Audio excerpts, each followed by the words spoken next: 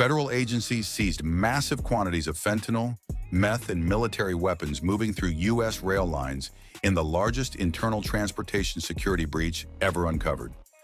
Operation Blackstorm led to 127 arrests, 43 rail cars seized, and exposed a cartel-run distribution network embedded inside a major railroad system. At 6:12 a.m. in California, federal agents stood over sealed evidence bags filled with fentanyl. The quantity was staggering, enough to poison entire cities many times over. Nearby military-grade rifles were laid out on the pavement, still wrapped to prevent corrosion. Just a few feet away sat refrigerated containers normally reserved for medical transport, the kind used for human organs. This was not a border seizure. It was not a neighborhood drug bust.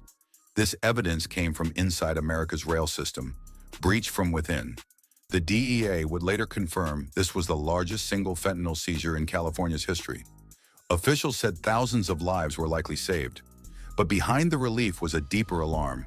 Investigators warned that the seizure revealed something far more dangerous than a successful drug bust.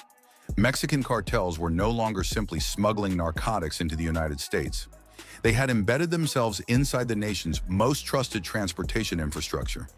As the investigation expanded, it exposed a hidden criminal enterprise operating quietly inside America's rail network. The operation was sophisticated, deeply layered, and designed to evade detection at every level. For nearly 2 years, drugs, weapons, and even human organs had moved freely across the country without triggering suspicion. The rails that carried food, fuel, and medical supplies had also been carrying poison. The case began just after 11 p.m. when a freight train traveling along a central U.S. rail line slowed unexpectedly. A routine weight sensor embedded beneath the tracks triggered a silent alert. Rail inspectors were dispatched, expecting nothing more than a mechanical imbalance or paperwork error. Situations like this happened every night across the country. What they found stopped them cold. One rail car was nearly 900 pounds heavier than its shipping manifest indicated. That kind of discrepancy did not happen by chance. Inspectors opened a service panel along the side of the car. Behind it was a freshly welded steel wall, smooth, precise, and deliberately concealed. When agents breached the hidden compartment, the scale of the crime became instantly clear. Inside were industrial-sized bags of fentanyl powder, sealed and stacked with military precision. Beside them were rifles designed for combat, not civilian use, wrapped in grease to prevent rust during long transit. At the rear of the compartment sat refrigerated containers, temperature-controlled and reinforced, identical to those used to transport human organs for transplant. This was not the work of a low-level dealer or a corrupt crew looking for extra money. This was a moving crime scene hidden inside a commercial train that millions of Americans trusted every single day. As federal agencies took control of the train, one question dominated the investigation. Who was controlling the system that allowed this to happen? Paperwork traced the rail car to America's second-largest railroad company, a massive carrier that controlled more than 31,000 miles of track and moved nearly one-third of all freight in the United States. The scale alone made the discovery terrifying. If this system had been compromised, the impact reached every corner of the country. Investigators soon learned that 2 years earlier, the railroad company had been quietly acquired by an investment group called Pacific Rail Holdings. At the time, the deal was praised by financial media. Investors applauded. Regulators saw nothing unusual. Daily operations continued without interruption. Trains ran on time. No alarms were raised. But federal financial analysts uncovered a very different reality. Pacific Rail Holdings did not truly exist. It was a shell company built on top of shell companies, registered across Panama, Belize, Hong Kong, and Dubai. Each layer was designed to obscure ownership, hide financial flows, and delay scrutiny. When investigators followed the money far enough, every trail converged on the same conclusion: the Sinaloa cartel and CJNG.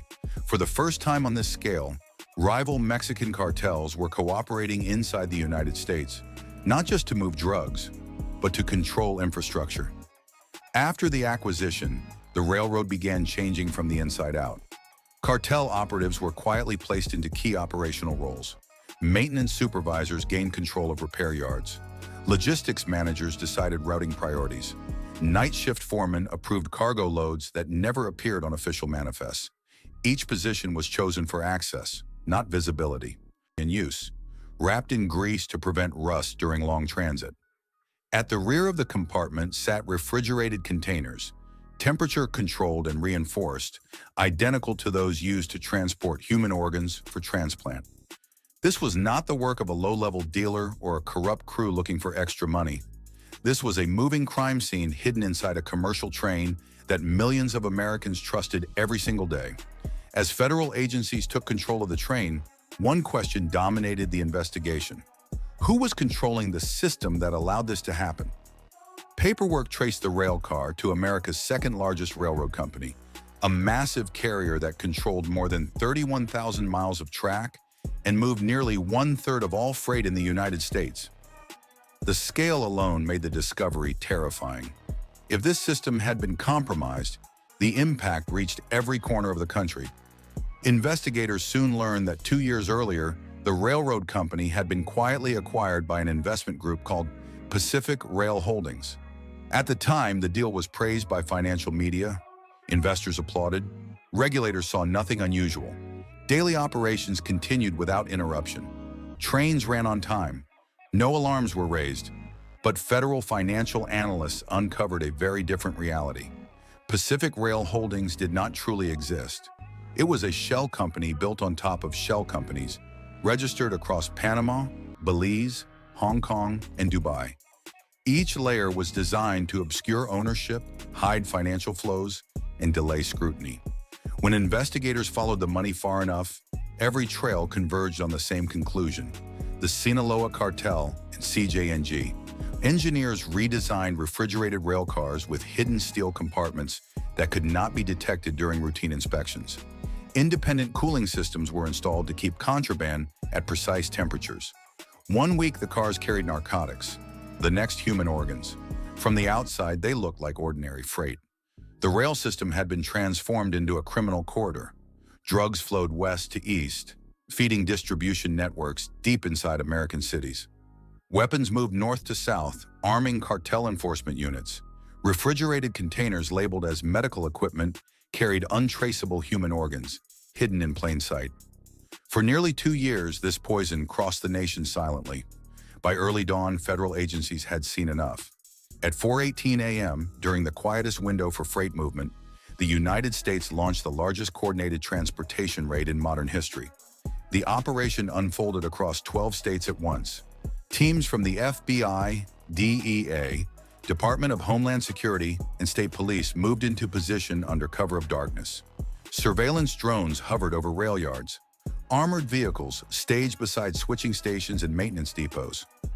Agents wearing night vision goggles waited for a single synchronized command. At 4:18 and 30 seconds, the operation began. In Missouri, SWAT teams stormed a major switching hub controlled by cartel supervisors.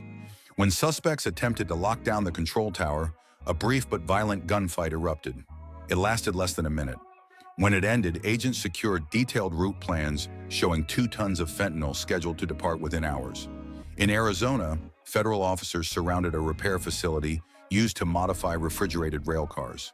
Cartel mechanics attempted to escape using a service locomotive, but were blocked on the tracks and forced to surrender. Inside the facility, agents found multiple modified cars with hidden compartments large enough to store drugs, weapons, or human organs. In Illinois, a cartel-controlled warehouse was breached before dawn. Inside, workers were packing methamphetamine into crates disguised as food shipments destined for schools and retirement communities. Several suspects attempted to flee through a rear exit but were taken into custody. In Texas, the largest objective of the operation was secured without a single shot fired. A 2-mile-long freight train waiting for clearance was seized car by car. Inside, agents uncovered rifles wrapped in plastic, sacks of narcotics, and cold storage units mislabeled as agricultural equipment. By 5:57 a.m., the operation was complete. 127 suspects were in custody. 43 rail cars had been seized. 7 rail facilities were placed under federal control. But the raid itself was only the beginning. Inside the Arizona repair facility, Department of Transportation engineers examined the seized rail cars. Beneath standard flooring, they found hidden coolant systems and reinforced steel compartments. Tools recovered from the site showed industrial-level precision: laser cutters, custom clamps, welds designed to leave no external trace. In Missouri, investigators uncovered specialized routing software hidden on computers disguised as maintenance terminals. The system controlled secret train diversions, triggered fake mechanical alerts, and allowed cartel shipments to bypass federal inspection points entirely. In Illinois, agents discovered empty cold boxes labeled with QR codes linked to fake medical centers. These containers were part of a human organ trafficking pipeline designed to erase any trace of origin or destination. This was not smuggling, it was engineering. Undercover agents were later placed inside rail yards posing as technicians. One was offered high pay to help install a new hidden compartment inside a refrigerated car. The design allowed cargo to be swapped depending on demand. Narcotics one week, human organs the next. Wiretaps revealed coded language used by cartel supervisors. Cold Steel North referred to fentanyl shipments. Clear Track 9 signaled an organ run. Ordinary rail terminology had been weaponized. Financial investigators uncovered hundreds of shell companies, laundering money through fake safety bonuses and hazard stipends. Even the organ shipments were disguised as medical waste disposal contracts. When cartel enforcers attempted to destroy servers in Colorado, federal agents engaged in a brief firefight to secure the evidence.